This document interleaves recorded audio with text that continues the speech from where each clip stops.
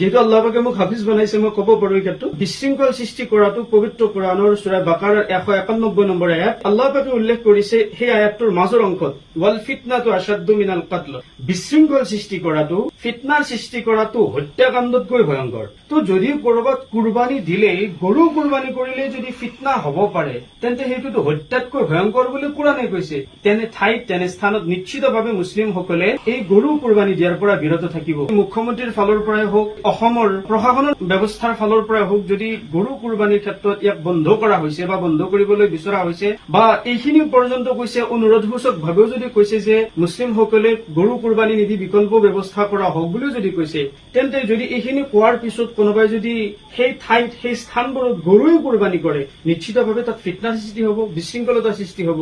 আৰু বিশৃংখল সৃষ্টি কৰাটো পবিত্ৰ কোৰআনৰ সূৰা বাকাৰাৰ 191 নম্বৰ আয়াত যেহেতু আল্লাহ পাকে মোক হাফিজ বনাইছে মই কব পাৰো এই ক্ষেত্ৰত আল্লাহ পাকে উল্লেখ কৰিছে সেই আয়াতটোৰ মাজৰ অংশত ওয়াল ফিতনাতু আশাদ্দু মিনাল কাতল বিশৃংখল সৃষ্টি কৰাটো ফিতনাৰ সৃষ্টি কৰাটো হত্যাকাণ্ডতকৈ ভয়ংকৰ। তো যদিও কৰবাত কুৰবানী দিলে গৰু কুৰবানী কৰিলে যদি ফিতনা হ'ব পাৰে তেন্তে সেইটোতো হত্যাতকৈ ভয়ংকৰ বুলি কোৰআনে কৈছে। তেনে ঠাইত তেনে স্থানত নিশ্চিতভাৱে মুছলিমসকলে এই গৰু কুৰবানী দিয়াৰ পৰা বিৰত থাকিব। আৰু আপুনি যিটো কথা উল্লেখ কৰিছে কৰবাত সম্প্ৰীতি নিদৰ্শন দেখুওৱা হৈছে গৰু কুৰবানী বন্ধ কৰা হৈছে নিশ্চিতভাৱে এইটো আদৰণীয়।